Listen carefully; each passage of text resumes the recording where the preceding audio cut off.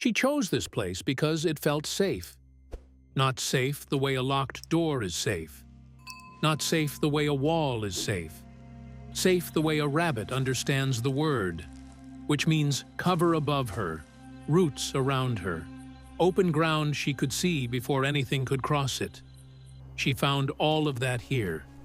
She dug in. She lined the hollow with grass and fur from her own chest. And 3 days ago, she gave birth. What she did not know, what she could not have known, is that something else had already claimed this ground. Every night for the past 2 weeks, a fox has been hunting this field. He knows every rabbit run, every gap in the hedge, every place where small warm things tend to hide. He has not found the burrow yet, but he is getting closer. Welcome back. What you are about to watch unfold happens somewhere in the wild margins of suburban and rural North America every single night. It is not a dramatic story in the way we usually tell dramatic stories. There is no chase. There is no confrontation you can see coming. There is only a mother in a burrow that may already be compromised, a predator who does not yet know what he is circling, and the razor-thin margin between those two facts that determines everything. Stay until the end, because what I want you to understand by the time we are done is not just what happens in that burrow. It is what it means that she chose here at all. Before you can understand the danger she is in, you need to understand the choice she made. Because it was not a random choice. It was not instinct in the careless sense of the word. It was a precise, experience-driven decision made by an animal that has survived long enough to have opinions about survival. A young cottontail doe choosing a birth site is making a calculation that runs on several tracks simultaneously. She needs cover, something above and around her that breaks her outline and hides her scent. She needs access to food close enough that her foraging runs stay short, because every minute in the open is a minute something can see her. She needs an escape route, a direction she can move in quickly if something finds her. And she needs a space that nothing larger than her has been using recently, because the scent of a larger animal near a burrow is a warning she is built to read. This tree gave her most of that. The roots created a natural chamber. The old bark and leaf debris around the base had been undisturbed for long enough that it read as safe. The field beyond gave her foraging ground. The hedge gave her a secondary escape route. She spent 2 days investigating this site before she committed to it. Moving around the perimeter, sitting still and listening, testing the air. What she could not test for was history. She could read the present tense of this place. She could not read its recent past.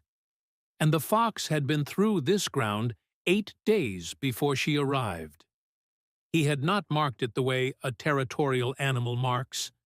He had simply moved through it, hunting, leaving traces of his passage that had faded to below the threshold of what her nose could reliably distinguish from the general background of the field. She made the right decision with the information she had. That is the part that stays with you when you understand it fully. She was not careless. She was not foolish. She looked at everything available to her, and she found the safest place she could reach. And it was not safe enough. Not quite, not yet. To understand what the rabbit is up against, you need to spend a moment thinking about what a fox actually is.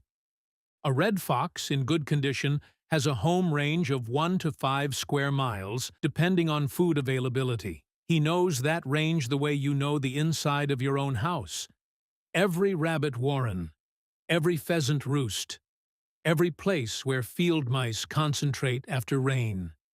He has mapped it not once, but continuously, updating his knowledge with every patrol, every night, every season. His nose is doing most of the work. A fox's olfactory system is roughly 40 times more sensitive than a human's. He does not just smell that a rabbit was here. He can smell when it was here, whether it was moving or still, whether it was frightened, and roughly how large it was. He is reading a story in the air that we do not have the senses to access at all. What he has not yet read is the burrow.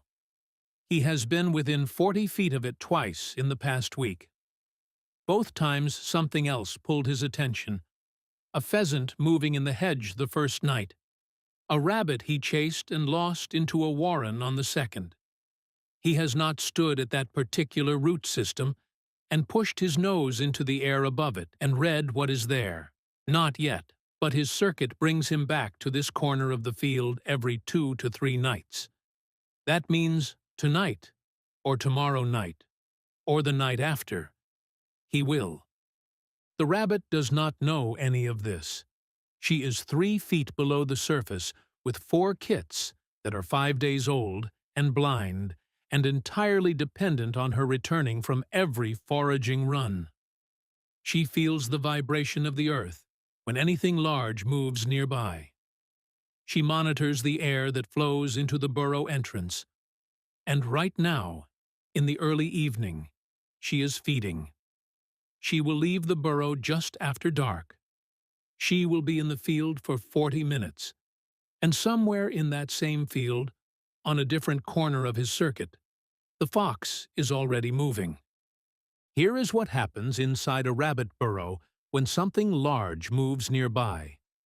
Rabbits feel vibration through the ground with a sensitivity that most people have never considered. The bones of the inner ear, the structure of the skeleton, the way the body is positioned close to the earth, all of it is tuned to detect footfall. A fox at 30 feet registers differently than a fox at 10. A fox moving slowly registers differently than a fox moving at speed. The doe, even underground, is reading the field above her through the soles of her feet and the press of her body against the tunnel wall. On this particular night, something changed. The fox came in from the north side of the field tonight, which was different from his usual approach. A hedgehog had pulled him off his standard circuit 2 fields over, and he had looped back to the familiar ground from an unusual angle. He was not hunting the burrow. He did not know the burrow was there. He was simply moving through ground he knew, nose down, reading as he went. He crossed the field in a long diagonal, and he passed within 22 feet of the burrow entrance. The doe felt him coming when he was 40 feet out. The vibration of a fox at a walking pace on soft ground is subtle, but it is distinct from wind and from the smaller animals that move through the field at night. Her body went still in a way that was not sleep. She pressed herself flat against the tunnel floor, and she did not breathe for 11 seconds. He passed. The vibration faded. She breathed. But here is what matters. As he passed, his nose was working, and at 22 feet, moving at a walking pace with his attention elsewhere, he did not read the burrow.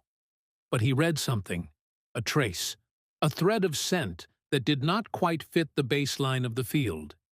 He did not stop. He did not investigate.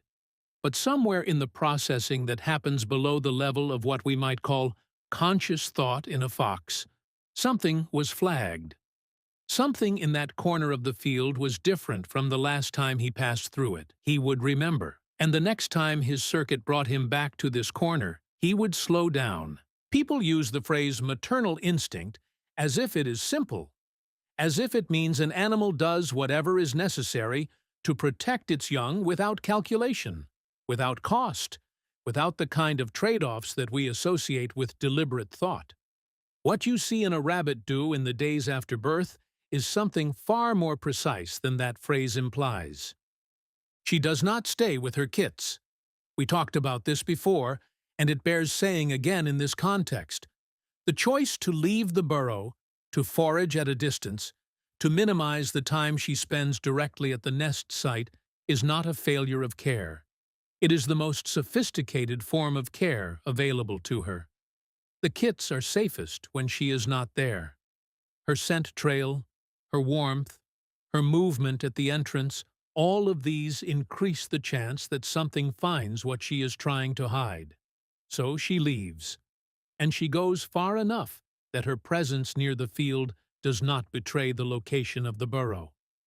But the distance that protects the kits also means she cannot monitor what is happening near the burrow while she is gone.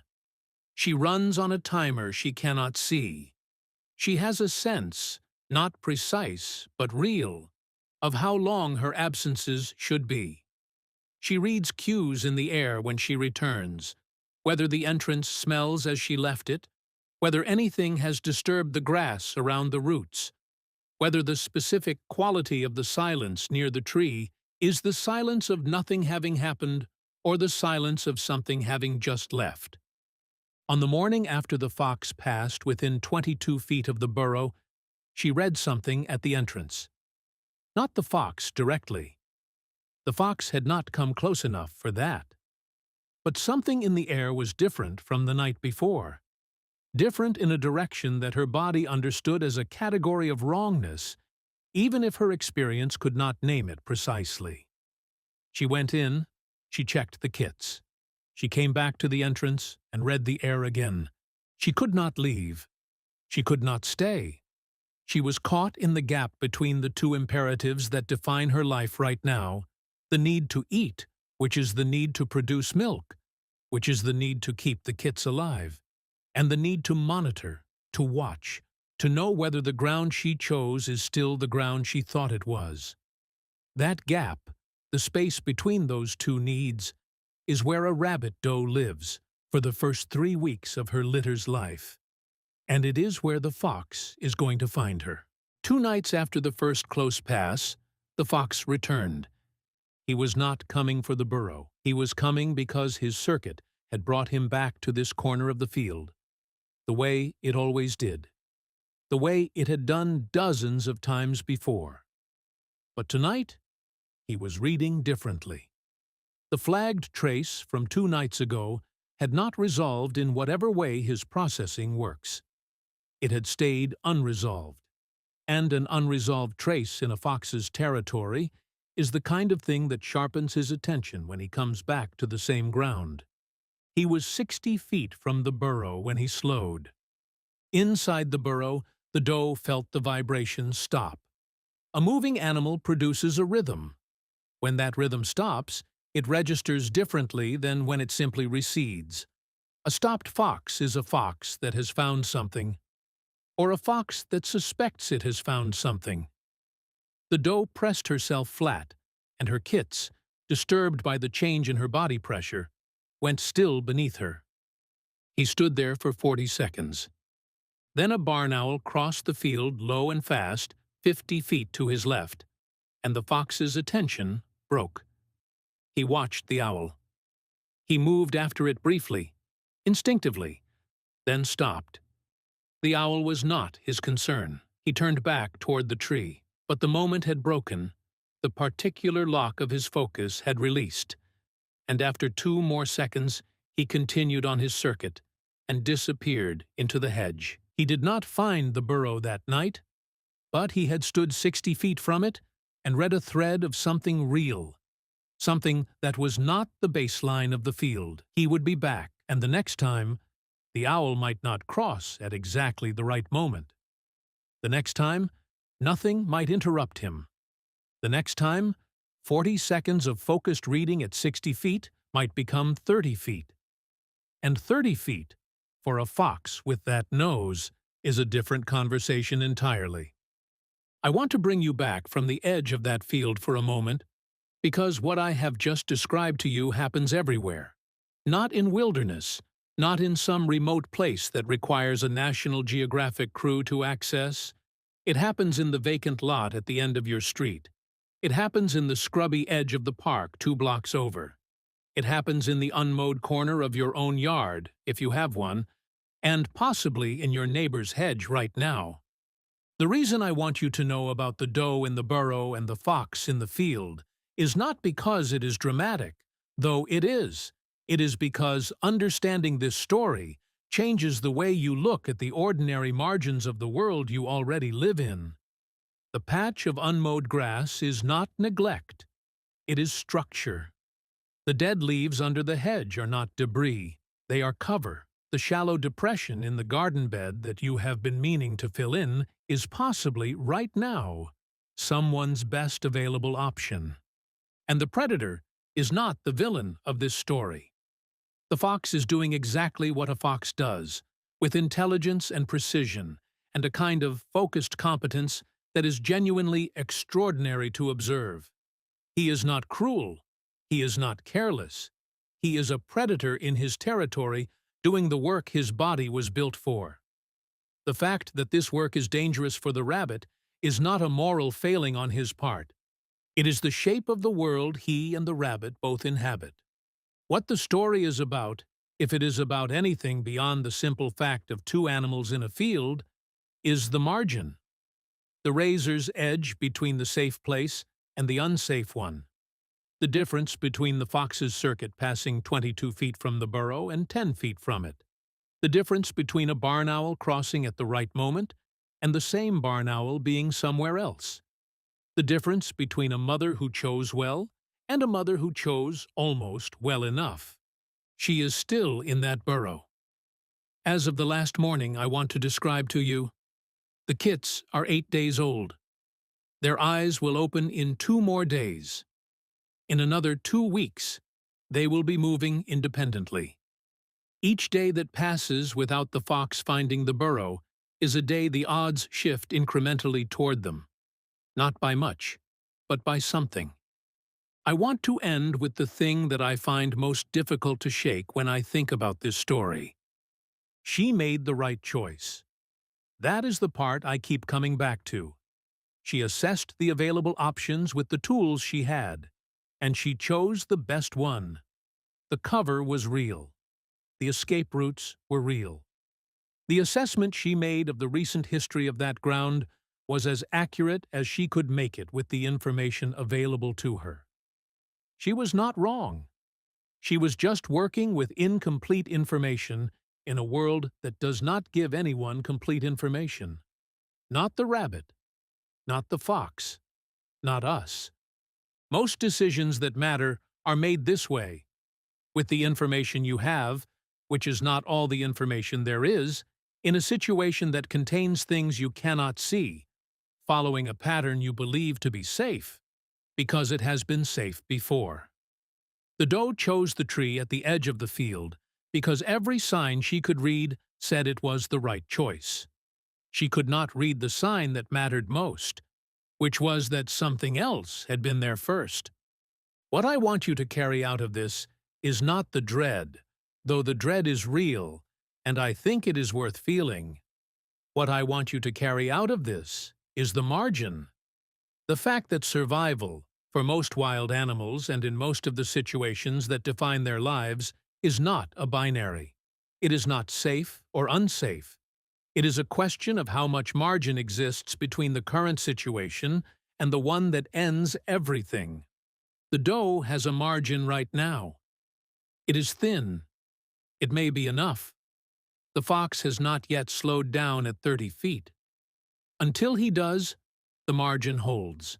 Tell me in the comments, have you ever found a nest in your yard or watched a wild animal doing something that made you understand for the first time what their life actually costs them? I want to hear it. Those moments matter more than most people realize, and this community holds every one of them. If this story found you at the right moment, share it with someone who would feel it. Sometimes the thing that makes you stop and look at the world differently is exactly the thing someone else needs today. I will see you in the next one.